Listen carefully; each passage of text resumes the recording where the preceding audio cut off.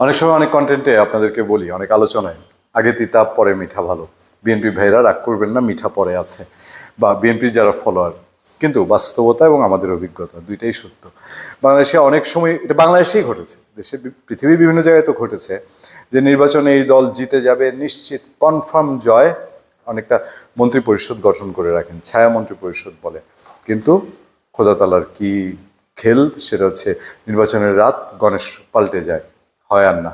আমরা সবসময় একটা উদাহরণের দিকে আপনাদেরকে চোখ রাখার চেষ্টা করি। 90-এর নির্বাচন, 90-এর গণ আন্দোলনের পরে 91-এর নির্বাচনে বাংলাদেশের মানুষ একেবারে অনেকেরই, আপনি যদি ঘরে ঘরে জিজ্ঞেস করতেন, বিএনপির মানুষও বলতো যে আওয়ামী লীগ এবার তো 21 বছর ক্ষমতার বাইরে, 21 বছর না, তখন বোধহয় 15-16 বছর গেছে, যে আওয়ামী লীগ চলে আসবে। কারণ আওয়ামী লীগের তুলনায় তখন এত পুরনো দল, মুক্তিযুদ্ধের নেতৃত্ব দিয়েছে, আওয়ামী লীগের তুলনায় বিএনপিকে একটু শিশু শিশু মনে করা হতো তখন। আর আওয়ামী লীগের সব ঝানু ঝানু রাজনীতিবিদ।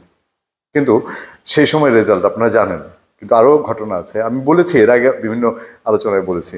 সেদিন ঢাকা ইউনিভার্সিটিতে, কারণ 90-এর গণ আন্দোলনে ঢাকা ইউনিভার্সিটির ছাত্র নেতারা, তুখোর ছাত্র নেতারা তখন ফর্মে, আমানুল্লাহ আমান, খায়রুল কবির খোকন, এই টাইপের যারা নাম আছে তারা সবাই।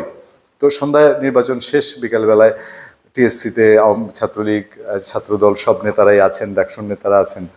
আস্তে আস্তে মুখ কালো করে ছাত্রদলের তখনকার নেতারা, খায়রুল কবির খোকন সহ, তারা খুব মুখ গুমরা করে কেউ কেউ গিয়ে টিএসসির বারান্দায় ঘুমিয়ে গেছেন, যে আওয়ামী লীগে তো ক্ষমতায় আসতেছে, বিএনপি টিকতে পারবে না, মানে কাছাকাছি থাকলেও টিকতে পারবে না। কিন্তু রাত গভীর হয়েছে আর গণেশ পাল্টেছে, বিএনপি ক্ষমতায়। এখন এবার সবাই জানে বিএনপি ক্ষমতায় আসছে, এখনো মানুষের বিশ্বাস, বা এখনো আমরা বলি যে নির্বাচন যত দ্রুত হবে বিএনপি তত বেশি আসন পেয়ে বিজয়ী হবে। এবং বিএনপির কাছে অন্যান্যদের ভোট, আসন ভিত্তিক ভোট আসলে কত একটা বেশি আছে, এটা অনেক বড় প্রশ্ন। কারণ বিএনপির সারা দেশে যে কর্মী সমর্থক এবং ভোটের যে হিসাব, সেটা অনেক শক্তিশালী নিঃসন্দেহে, আওয়ামী লীগের বাইরে। আওয়ামী লীগ তো নাই ফিল্ডে, বা নির্বাচনেও আগামীতে আওয়ামী লীগের কপালে খুব বেশি সুগতি আছে, এটা কেউ মনে করে না।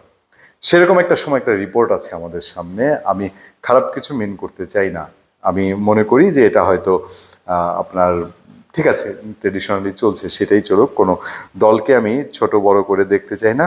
রিপোর্টটি ইন্টারেস্টিং আমার হাতে, এবং বিএনপি কি সেই পথে আগাচ্ছে কিনা, যে অনেকটা সব কিছু রেডি করে রাখা। আমি গাছে কাঁঠাল গোফের তেল এই কথা বলতে চাই না, হওয়ার সম্ভাবনাই যেহেতু বেশি বিএনপি ক্ষমতায় আসার। জাইয়াদিন রিপোর্ট করেছে খালেদা জিয়া হবেন রাষ্ট্রপতি, তারেক রহমান প্রধানমন্ত্রী, তাদের নিজস্ব ইনভেস্টিগেশন না। আল্লাহ যদি চান এবং দেশের মানুষ যদি আমাদের উপর আস্থা রাখেন, তাহলে আগামী দিনে দেশের রাষ্ট্রপতি হবেন বেগম খালেদা জিয়া, এবং প্রধানমন্ত্রী হবেন এ যুগের শ্রেষ্ঠ সন্তান তারেক রহমান। এমন মন্তব্য করেছেন বিএনপি চেয়ারপারসন উপদেষ্টা, সাবেক এমপি ও কৃষক দলের কেন্দ্রীয় নেতা হেলালুজ্জামান তালুকদার লালু।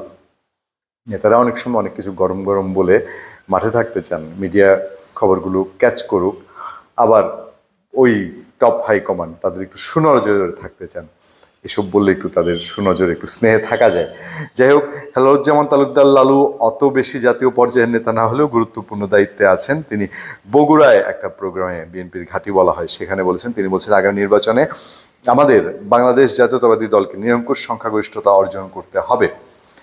এই জন্য আমাদের ধৈর্য ধরতে হবে, আমাদের প্রিয় নেতা প্রতিদিন যে বক্তব্যগুলো রাখছেন তার বক্তব্যগুলো অনুসরণ করে আমাদেরকে থাকতে হবে, মানুষের আস্থা অর্জন করতে হবে। এই কথা বিএনপির নেতৃবৃন্দ, বিএনপির তৃণমূল কর্মীরা এই কান দিয়ে শুনে ওই কান দিয়ে বের করে দেয়। মানে যা বলছেন তারেক রহমান, যা বলছেন মির্জা ফখরুল ইসলাম আলমগীর, যা বলছেন তারাই থোড়াই মনে হয় তোয়াক্কা করে, যে সাইনবোর্ডটা আছে আমরা বিএনপি করি, ছাত্রদল করি, যুবদল করি, এটাই যথেষ্ট। তারেক রহমান বলেছেন ওনার চেয়ার থেকে তো উনি বলবেনই। আমরা একটু খাবলা খাবলি থাপাথাপি না করলে কি আর হয়? দলের কাজ এখন যতটা না করেন তার চেয়ে বেশি নিজের পকেট ভরার কাজটা একটু বেশি করেন। যাই হোক, অন্য প্রসঙ্গে যাচ্ছি। বিএনপি আগামীতে ক্ষমতায় আসবে কি আসবে না দিন দিন চ্যালেঞ্জিং হয়ে যাচ্ছে। জামাত চ্যালেঞ্জ করছে, লেগে গেছে সারা দেশে বৈষম্য বিরোধী ছাত্র আন্দোলনের ছাত্র দলের মধ্যে একের পর এক চ্যালেঞ্জ। সরকারও কতটা তাকে সুনজরে দেখে। এসব মোকাবেলা করে আগামী দিনে খালেদা জিয়া, বেগম খালেদা জিয়া ত্যাগী এবং আপসহীন নেত্রী, নিঃসন্দেহে তিনি রাষ্ট্রপতি শেষ জীবনের শেষ সম্মানটুকু অবশ্যই ডিজার্ভ করেন। তারেক রহমানের ত্যাগ কম না, তবে রাজনীতির হিসাব চট করে কিছু বলা যায় না। ধন্যবাদ সবাইকে, ভালো থাকবেন, সুস্থ থাকবেন। আপনার সাথে আমি আতিক রহমান, পূর্ণিয়া।